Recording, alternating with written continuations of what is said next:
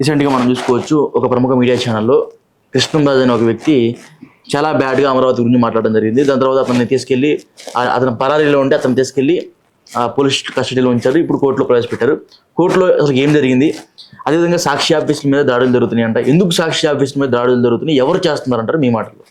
ఏముంది దీంట్లో ఎవరు చేస్తున్నారు, ఏముంది కూట ప్రభుత్వం కష్టం. ఇప్పుడు అతను Krishnaraju is not connected to YCP కదా.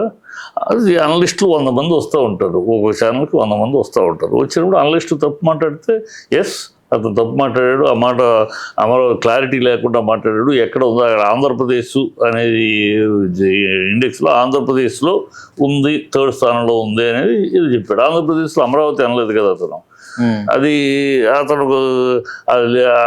అతను క్లారిటీ లేకుండా మాట్లాడేస్తాడు. క్లారిటీ మాట్లాడేసి అసలు అంటే అమరావతి అంతా వేసీలు రాజధాని అంటూ పొరపాటు మాట, గ్యారంటీకి పొరపాటు మాట.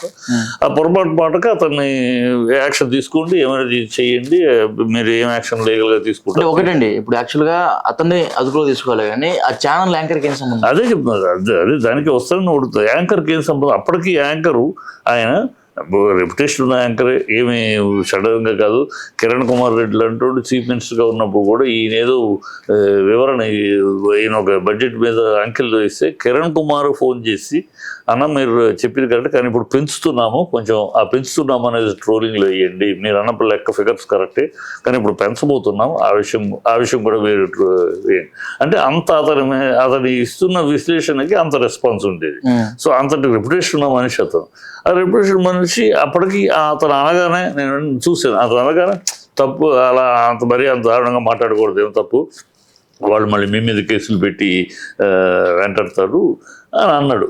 సో అంతవరకు ఆయన తర్వాత మళ్ళీ క్షమాపణ చెప్పాడు. నాకు సంబంధం లేకపోయినా ఆయన అన్న నా ప్రోగ్రాంలో జరిగింది కనుక నేను క్షమాపణ కోరుతున్నాను, క్షమించండి అని కూడా అనేసాడు. అయినా అతని మీద కేసు ఏంటి? అందుకని నన్ను హైకోర్టులో కూడా దొబ్బులు పెట్టారు జడ్జి. ఎందుకు ఏంటి అసలు ఈ సెక్షన్స్ ఎట్లా పెట్టారు, ఇది ఎస్సీ ఎస్టీ కింద ఎందుకు ఎలా వస్తుంది ఈ కేసు, ఏం పెట్టారు, ఎన్నిసార్లు చెప్పినా మీకు రాదు అతని అని దొబ్బులు పెట్టి అతన్ని రమ్మని పిలిచారు పోలీస్ ఆఫీసర్. ఏ కారణం పెట్టారు, ఇష్టం వచ్చేది పెట్టి ఎన్నిసార్లు చెప్పినా మీకు బుద్ధి ఉండదా, ఇది కూడా అన్నాడు. ఎన్నిసార్లు చెప్పినా మీకు ఉండదు, ఈ మాట పిలితే ఎస్సీ ఎస్టీలు కేసులు పెట్టారు, ఇంకా కారణాలు లేకుండా పెట్టద్దు, ఈ కేసు ఎస్సీ ఎస్టీకి ఎట్లా సంభవం అని సెక్షన్స్ మీద ఆయన కోపడ్డాడు కూడా. అంటే ఎంత దారుణంగా ఉన్నారు వీళ్ళు అనేది అర్థమవుతుంది. ఇక్కడ నేను చెప్పొచ్చేది ఏంటంటే ఇదే వాళ్ళు అంటున్నట్టు ఎస్ అండి ఆయన అన్నా సరే ప్రోగ్రామ్ ఏ ఛానల్లో జరిగిందో ఆ ఛానల్ కూడా బాధ్యులే అని అంటారా? ఓకే, అదే రూల్ అంటారా మీరు? మరి సాంబశివరావు ఛానల్లో సాంబశివరావు TV5 ఛానల్లో సినిమా వాళ్ళలో అదే మాట అన్నాడు, వేసలు అని ఇంకా పచ్చి లాంగ్వేజ్లో అన్నాడు. లేరా వాళ్ళు లేరా అని పబ్లిక్గా అడిగాడు. అతని సంగతి ఏంటి? అతను మరి ఇప్పుడు అలా కిరణ్ అతను అన్నాడు మరి అప్పుడు ఆ ఛానల్లో ఇన్ఛార్జ్ అది వాడు అతను ఎక్కడోడు తెలుగుదేశం టీంలో ఉన్నవాడే కదా. మరి అప్పుడు ఆ ఛానల్ యాంకర్ని అరెస్ట్ చేశారా? అంటే మీకు ఒక రూల్ ఇంకొకరికి ఒక రూల్ అని అదే అడుగుతాం. మీరు ఒక రూలు మీకు ఒక రూలు, మీరు అరెస్ట్ చేసినప్పుడు మీ ఛానల్స్లో మాట్లాడినప్పుడు తప్పుడు మాట్లాడారు, వాళ్ళు మాట్లాడినప్పుడు అతను యాంకర్ల మీద యాక్షన్ యాంకర్ల మీద కాకుండా మాట్లాడిన వాళ్ళ మీద యాక్షన్ తీసుకున్నారు. కిరణ్ కుమార్ ఏదో అరెస్ట్ చేసేసి బెయిల్ 1 డేలో 2 రోజులు బెయిల్ ఇచ్చేసి పంపిస్తారు. మరి ఇక్కడ ఆయన కాకుండా ఈయన అరెస్ట్ చేయటం ఏంటి? ఈయన మీద 10-14 రోజులు రిమాండ్కి సెక్షన్లు పెట్టడం ఏంటి? రిమాండ్ ఎందుకు ఇస్తారు? జడ్జి పెట్టే సెక్షన్లు బట్టి సెక్షన్లు ఇలా పెట్టారు, అందుకని ఆయన 14 రోజులు రిమాండ్ ఇచ్చారు. అదే కిరణ్ కుమార్కి మీరు కిరణ్కి వాడికి పెట్టిన సెక్షన్లు మీరు మామూలు సెక్షన్, అందుకని ఇమీడియట్గా 2 డేస్లో ఇచ్చారు. ఇట్లాంటి దౌర్భాగ్యపు పనులు చేయటం ఏమి సిగ్నల్ ఇస్తున్నారు మీరు? అంటే రేపు మేము వాళ్ళ రెడ్ బుక్ ఫాలో చేస్తున్నాం, రేపు మీరు వస్తే అధికారంలోకి మీరు బ్లూ బుక్ ఫాలో చేయండి అన్న. అంటే ఇలాంటి అరాచకపు పరిస్థితిని ఊతమిస్తున్నారా మీరు? ఒక తమిళనాడులో చూసాం, ఒక బీహార్లో చూసాం, ఒక బెంగాల్లో చూసాం. ఎలక్షన్ ఉన్నా లేకపోయినా 24 గంటలు కార్యకర్తలు వీళ్ళ కొట్టుకుంటాం, తిట్టుకుంటాం, జెండా పాతటానికి ఇంకోటి దేనికి సరే కొట్టుకుంటూ ఉంటారు సంవత్సరాంతం. ఎందుకంటే అంతటి వైషమ్యాలు పెంచేశారు వాళ్ళు. ఆ స్టేట్లోనే చూసాం, మేము ఎక్కడ చూడాలి. మరి అలాంటి అంటే బయట ఒక టాక్ నడుస్తుంది, ఒక ప్రముఖ మీడియా ఛానల్ కూడా వచ్చింది కదా, ఆ కృష్ణరాజు అనే అతను చాలా ఫ్రాడ్ అని, ఒక 420 అని, ఆంధ్రాలో అయితే ఈ జర్నలిస్ట్ కార్డులు అమ్ముకొని బతుకుతున్నాడు, నేను దానికి సెక్రటరీ, దీనికి ప్రెసిడెంట్ అని గొప్పలు చెప్పుకుంటే డబ్బులు సంపాదించాడు, ఫ్రాడ్ అని చెప్తున్నాడు. అతను ఏ కథ ఉందో, అతను ఏ కథ ఉన్నా, అతని ఇది ఉంటే ఆధారాలు ఉంటే 1000 సెక్షన్లు పెట్టడం అది వేరు. అతనికి ఈ సాక్షికి సంబంధం ఏంటి? అతను ఏమైనా సాక్షిలో ఎంప్లాయా, లేకపోతే అతను ఏమైనా సాక్షిలో అఫీషియల్ రిపోర్టరా? ఏమి కాదు. అతను ఒక అనలిస్ట్, నాలాగా అతను ఒక అనలిస్ట్. అతను అనలిస్ట్గా అతను పాయింట్ మాట్లాడే తప్పు, అది 100% తప్పు. ఎవరు హర్షించరు, ఎవరు దాన్ని సపోర్ట్. అతని మీద ఏమైనా యాక్షన్ తీసుకుంటారు, అతని మీద యాక్షన్ తీసుకోవద్దని ఎవరు అంటలేదు. కొమ్మినేని మీద ఏంటి అని, కొమ్మినేనికి సంబంధం ఏంటి, ఆ మాటకి కొమ్మినేనికి సంబంధం ఏంటి? నేను గట్టిగా ఖండించాలంటే మరి చంద్రబాబు ఖండించాడా? జగన్ ఖండించాలన్నా చంద్రబాబు కిరణ్ మాట్లాడినప్పుడు ఖండించాడా? లేదుగా, నువ్వు ఖండించలేదు కదా. బోషడికి అని అతను మాట్లాడినప్పుడు చంద్రబాబు ఖండించాడా? డైమండ్ రాణి అని పవర్ కళ్యాణ్ మాట్లాడినప్పుడు చంద్రబాబు ఖండించాడా? ఛానల్స్ని అరెస్ట్ చేశారా? లేదు కదా. మాట్లాడిన వాళ్ళ మీద కేసులు పెట్టారు. మాట్లాడాడు కనుక బోషడికి అన్నాడు కనుక అతని మీద కేసు పెట్టారు. ఇప్పుడు ఇది కేసు మరి అప్పుడు ఎడిటర్ మీద పెట్టలేదు కదా, ఛానల్ ఓనర్ మీద పెట్టలేదు కదా. అతను బోషడికి అని పబ్లిక్గా తిట్టినప్పుడు చెప్పుతోటి కొట్టాడు, కొలికిపొడి చెప్పుతో కొట్టినప్పుడు మరి అతని మీద కేసు పెట్టలేదే. ఏమిటి అసలు మీరు ఏ విధానంలో తీసుకెళ్తున్నారు?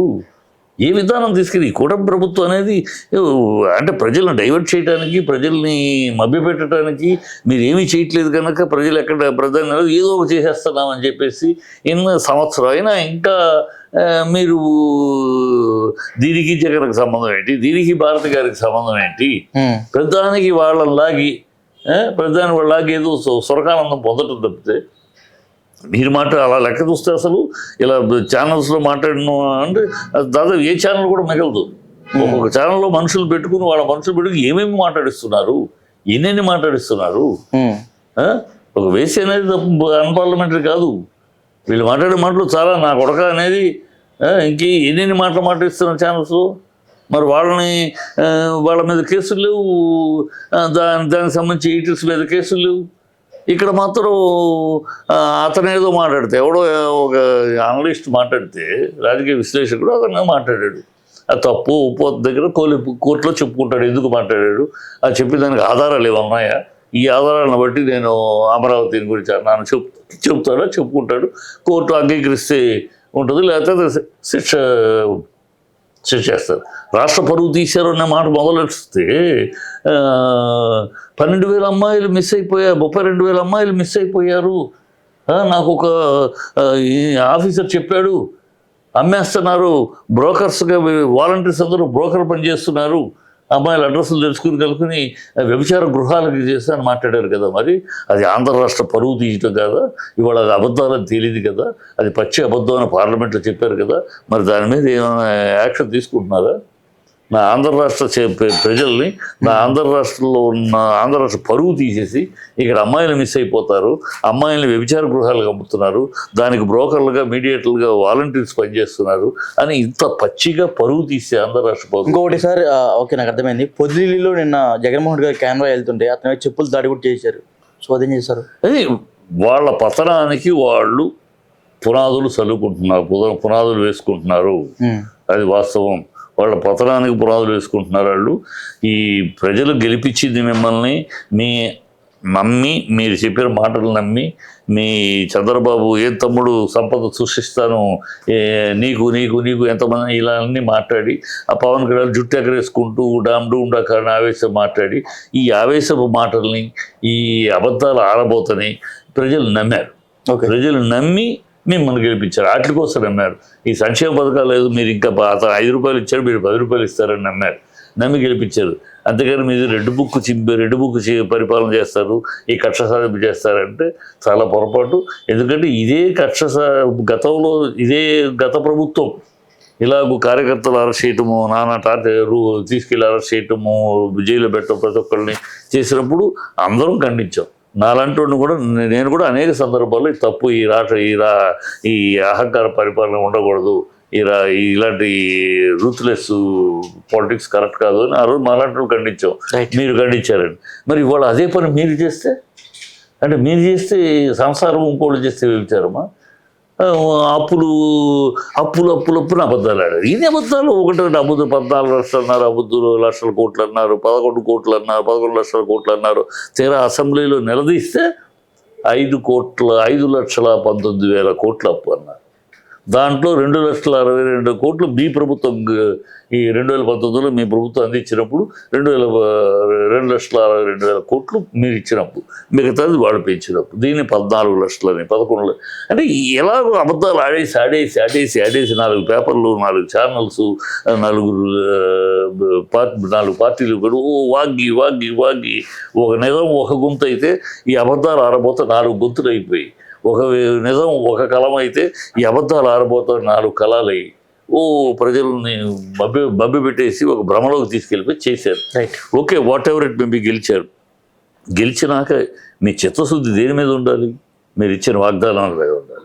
ఇదేమి గొడవని, ఇదేమిటని కొమ్మినేని మీకు అగైన్స్ మీ ప్రభుత్వాన్ని విమర్శిస్తున్నాడు కనుక ఆయన్ని అరెస్ట్ చేయాలి. ఆయన అన్నదాంట్లో తప్పు ఉంటే, ఆయన అన్నదాంట్లో తేడా ఉంటే మీరు అరెస్ట్ చేయండి. ఆయన కాదు కదా మాట్లాడితే ఎవడో కృష్ణరాజు, ఆయన అరెస్ట్ చేయండి, ఏమైనా చేయండి, అతను చెప్పుకుంటాడు సమాధానం కోర్టులో. ఓకే.